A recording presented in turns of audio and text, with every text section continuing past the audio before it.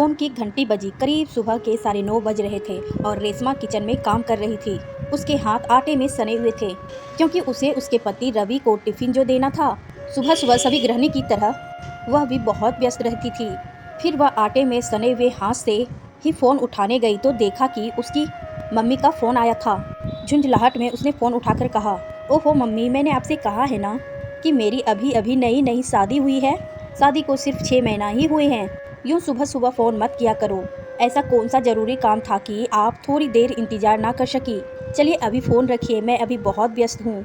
थोड़ी देर में मैं आपको फ़ोन करती हूँ। फिर रेशमा किचन में आकर पराठे बनाने लगी ताकि रवि का टिफ़िन पैक कर सके। 10 बजे करीब जब रवि ऑफिस के लिए निकल गया तब उसे एहसास हुआ कि आज उसने अपनी मम्मी से कितनी ख़राब तरीके से बात की है। उसे अंदर ही अंदर गिल्ट महसूस हो रही थी, लेकिन वह भी क्या करती। मम्मी का रोज़ का यही काम था, इसीलिए आज गुस्से में कुछ ज़्यादा ही रूडली बात की। इसीलिए उसने जल्दी से मम्मी को फ़ोन लगाया और कहा, माँ आप मुझे माफ़ कर दीजिए, मैं सुबह कुछ ज़्यादा ही बोल गई आपको। तब उसकी मम्मी ने कहा, कोई बात नहीं बेटा, गलती मेरी ही थी। अब माँ प्लीज़ शर्मिंदा मत करो और बताओ फ़ोन क्यों किया था। वो बेटा तबीयत कुछ ठीक नहीं लग रही, ठंड के मारे सर्दी जुकाम ज़्यादा हो गए और नीचे टहलना भी नहीं हो रहा, जिसकी वजह से गैस भी बहुत ज़्यादा बनती हैं तो भूख भी नहीं लगती। अब तू थी तो 10 बार तुझे धिक्कारने के बाद भी हल्का फुल्का ज़बरदस्ती खिला ही देती थी, जिससे कमजोरी महसूस नहीं होती थी। पर अब कौन पूछने वाला है।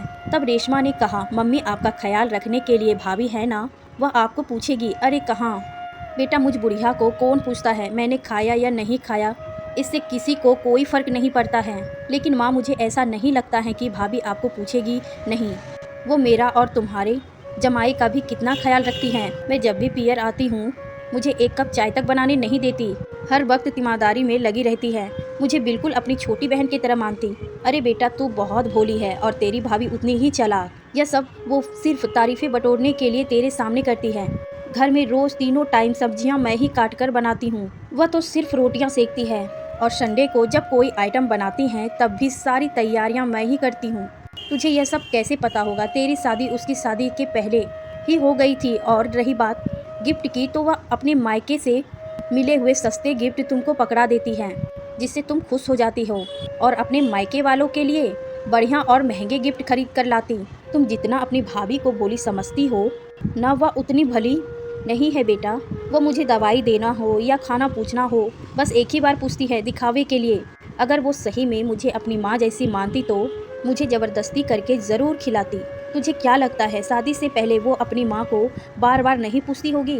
जो भी हो माँ, पर मुझे ऐसा नहीं लगता। मेरे साथ तो भाभी का व्यवहार बहुत अच्छा है और दुनिया भी जो देखती है उसी को सच मानती है। इसीलिए भाभी को आप खराब बताएंगी भी तो कोई आप पर विश्वास नहीं करेगा। फिर भी अगर आप बोलती हैं ऐसा है तो इसमें गलती आपकी भी ज़रूर होगी, क्योंकि ताली कभी एक हाथ से नहीं बजती। अगर उन्होंने आपको माँ नहीं माना तो आपने भी अभी तक उन्हें अपनी बेटी नहीं माना है। जिस तरह आप मेरी गलती पर मुझे समझाती थी, भाभी को भी ज़रूर समझाइए, वह ज़रूर मानेगी। आपको भी अपने ईगो को साइड में रखकर सास बनकर नहीं बल्कि माँ बनकर समझाना होगा। एक और बात, माँ आपको भी अपने बहू से कुछ ज़्यादा ही उम्मीदें हैं। इतनी उम्मीदें पालना अच्छा नहीं है। वैसे भी सबको अपने माता पिता ही अच्छे लगते हैं, सास ससुर किसे अच्छे लगते हैं। हर आदमी को आज़ादी पसंद है।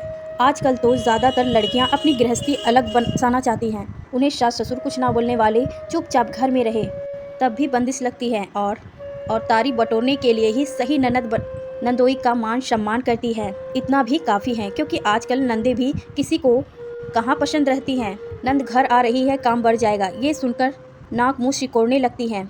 गिफ्ट देना तो बहुत दूर की बात है, खाना बनाकर रख देती है, एक बार भी पूछती तक नहीं। तुम तो किस्मत वाली हो माँ, तुम्हें तुम्हारी बहू एक बार तो पूछती है। इसीलिए माँ मैं तो कहूँगी कि आप अपनी बहू को बेटी बनाकर उसी से तालमेल बढ़ाओ, क्योंकि काम आपके वही आएगी। मैं तो अब पढ़ाई हो चुकी हूँ, मुझे अपनी गृहस्थी संभालनी है। देखती हूँ 1-2 दिन में आऊँगी थोड़ी देर के लिए। चलो माँ मैं अब रखती हूँ।